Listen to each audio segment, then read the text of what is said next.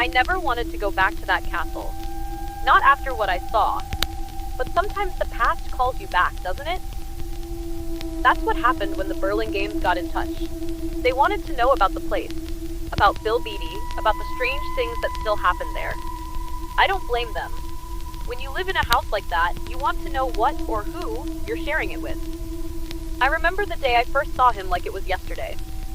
It was 1934, 3 years after Mr. Beaty died. Mrs. Beaty and I were looking for a bracelet she'd misplaced. We had searched the entire house before she suggested checking the balcony off the master bedroom. I'll admit I didn't like that balcony. Even then, something about it made my skin crawl. We were out there, moving furniture around, when I felt it. A chill, like the air had turned to ice. Then I saw him, just for a moment, but long enough. He stood there looking down at us, as solid as you or me. I remember the shock of it, the way Mrs. Beaty cried out, "Bill!" like she was seeing a ghost and a long-lost love all at once. But just as quickly as he appeared, he was gone. No footsteps, no door closing, nothing. I was so shaken I couldn't step foot on that balcony again. When I told Dawn and Carol about it decades later, they weren't surprised. They'd seen and heard things too. Carol told me about the hammering noises echoing through the halls, like someone was still working on the place.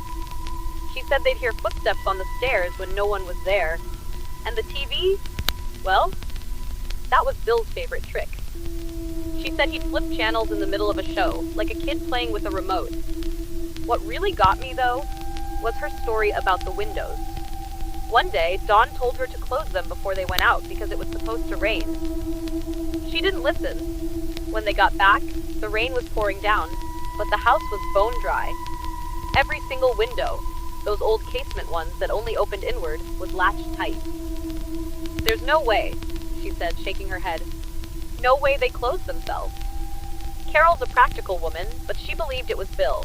She said he wasn't mean or angry, just protective of the place he'd poured his heart into.